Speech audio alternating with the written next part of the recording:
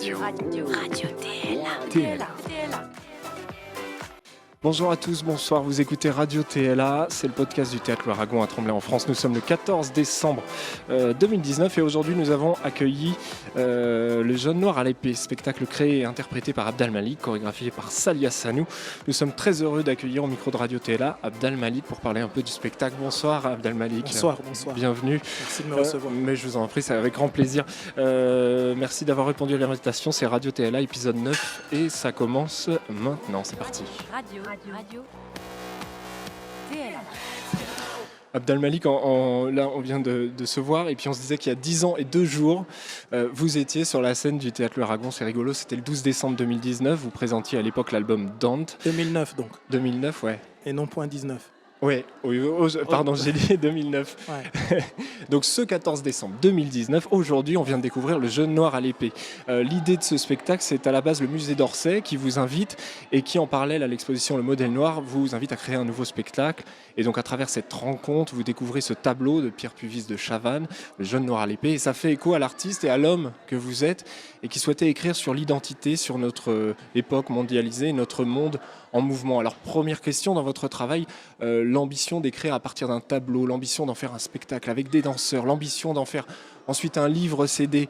Vous êtes un artiste qui garde cette ambition depuis 2009, depuis toujours, et vous tenez à ces projets ambitieux artistiquement, vous ne cédez pas à des sirènes qui sont une société consumériste, notamment dans la musique. Ça tient à quoi chez vous, ça ? En fait, là, vous êtes en train de décrire déjà un résultat, mais mon mode de fonctionnement, je ne fonctionne pas comme ça, en fait. C'est beaucoup plus humble. C'est-à-dire, en fait, ça part tout simplement... Je pars du principe que... En fait, je fais partie de ces artistes qui pensent que l'esthétique, c'est pas un simple ornement de la pensée. En tout cas, c'est la pensée elle-même. Donc, à partir de là, pour moi, la forme, c'est le fond, et le fond, c'est la forme. Et donc, je réfléchis comme ça. Mais je me laisse aussi, je prémédite pas. Je me laisse emporter, en tout cas, par des rencontres. Et en l'occurrence, ce qui s'est passé là, c'est la rencontre avec un tableau. Parce que au départ, lorsque le musée d'Orsay m'appelle, ils ne savent pas vraiment pourquoi. En fait, on discute, c'est des amis que j'ai là-bas. Et ils me disent, voilà, on prépare une exposition qui va s'appeler Le Modèle Noir de Géricault Amatisse, etc. Ben, super. Et on aura différentes œuvres. Je dis, je peux voir les œuvres. Et ils me montrent les œuvres. Ils me donnent même des reproductions, des photocopies. Et moi, c'était à ce moment-là, je travaillais sur mon nouveau projet. Je ne savais pas vraiment où j'allais. Mais ce qui était sûr, c'est que je voulais écrire un long poème sur l'identité. Et en fait, dès que j'ai vu ce tableau, tout s'est déclenché, tout s'est mis en mouvement. Et de là, naturellement, il y a eu ce poème que j'ai véritablement écrit, qui finalement était... je racontais l'histoire de ce jeune noir à l'épée, transposé aujourd'hui et maintenant.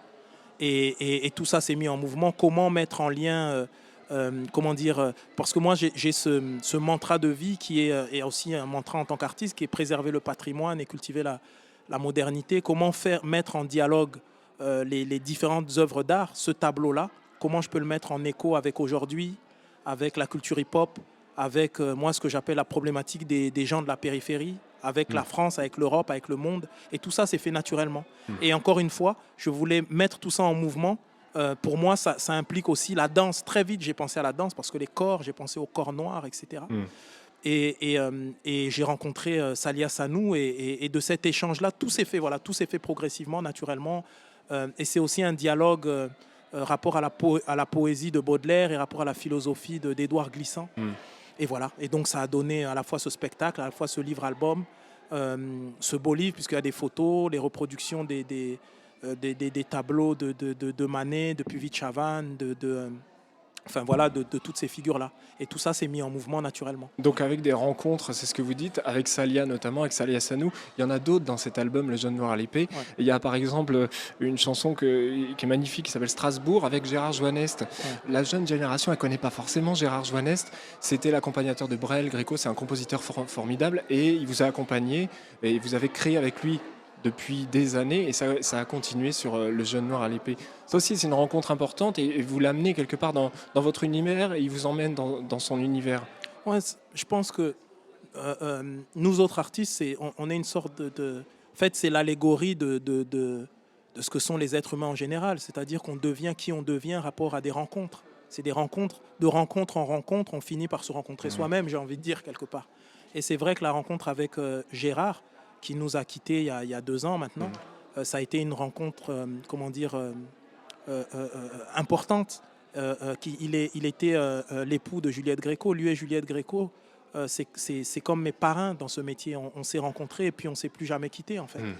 Et voilà, et vous parliez de la jeune génération, mais je pense que nous autres artistes, on est aussi là pour faire du lien générationnel. Rien ne naît ex nihilo, il y a une histoire. Et mon idée, c'est aussi de raconter cette histoire-là. Alors, dernière question, Abdelmalik, vous avez dit dans une interview au Théâtre de la Ville, c'est au théâtre que s'origine toute chose, alors venez au théâtre. Et en préparant l'interview, j'avais envie de vous entendre développer un petit peu cette idée, parce que ça coupe juste après dans cette petite vidéo, surtout qu'ici au Théâtre l'Ouragan, ce sont des choses qu'on défend aussi, et que vous défendez le théâtre, l'accès à l'art comme valeur commune, le théâtre comme service public aussi est l'un des plus importants. Pourquoi, pour vous, c'est important de dire à votre public de venir au théâtre, les choses s'originent au théâtre, qu'est-ce qui s'origine pour vous au théâtre? Alors d'abord, c'est pas à mon public que je dis, j'ai pas la prétention de mon public, mais c'est au public en général, aux gens en général. Quand je dis tous origine au théâtre, c'est qu'il faut comprendre qu'au commencement, il y a cet endroit. On parlait d'allégorie tout à l'heure, où il y a une sorte de métaphore d'allégorie de la vie qui se joue. Et ce qui se joue là, en fait, nous nourrit. Et nous nourrit, j'ai envie de dire, dans la vraie vie, d'une certaine manière. Et là, tout se rencontre. Il y a la musique, il y a le texte, il y a la poésie. Tout est là, en fait. Et c'est une sorte de lieu, où, une sorte de carrefour, une sorte de croisement, où tous les arts se rencontrent, s'entrechoquent, échangent, dialoguent, se disputent. Enfin, tout se met en mouvement. Et pour moi, c'est aussi, au-delà de ça, c'est aussi le lieu démocratique par excellence. Parce que c'est aussi l'endroit du débat. C'est aussi l'endroit où la cité, au sens grec du terme, où la ville, où le pays, où le continent, où le monde s'invite. Et tout d'un coup, on est en train de réfléchir à des choses qui font partie de notre quotidien et d'autres choses qui nous dépassent. D'une certaine manière, c'est là où le singulier rencontre l'universel, c'est là où l'universel rencontre le singulier. Et en ce sens-là, pour moi, le théâtre, c'est ce lieu qui ne sera jamais has-been, ce lieu qui ne sera jamais démodé, parce que c'est un lieu rencontre, un lieu de rencontre privilégié, et surtout quelque chose qui fait que les gens puissent apprendre les uns des autres, échanger les uns les autres, et ne pas oublier, comme m'a si souvent dit Juliette Gréco, que c'est lorsque la poésie disparaît que tout finit par mourir. Et j'ai le sentiment que le théâtre, c'est le temple de la poésie. Le théâtre, c'est le lieu garant de cette poésie-là, de cette flamme-là. Donc voilà, tout s'origine là. J'ai envie de dire, tout commence et tout termine là.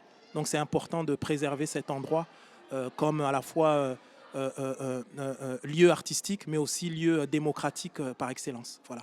Merci pour vos mots, Abdelmalik. Merci beaucoup. Merci à vous. Le Jeune Noir à l'épée s'est en tournée. Il y a le livre CD qui est disponible. C'est une coédition Flammarion, Présence africaine et Musée d'Orsay. Chez Plomb aussi, vous venez de publier votre premier roman Méchante blessure. Je vous remercie beaucoup, Abdelmalik, d'avoir passé ce temps à Radio TLA. On vous laisse repartir. Je vous propose de choisir la musique qui clôture le podcast parmi 3 titres de l'album. Le Jeune Noir à l'épée, Strasbourg ou La Vida Negra, Aquarius. Avec Wallen et Matteo Falcone, qu'est-ce que vous choisiriez? On va prendre La Vida Negra. Allez, on fait ça. Merci beaucoup, Abdelmalik. À très bientôt. À bientôt. Vous écoutiez Radio Théla, épisode 9. À très bientôt.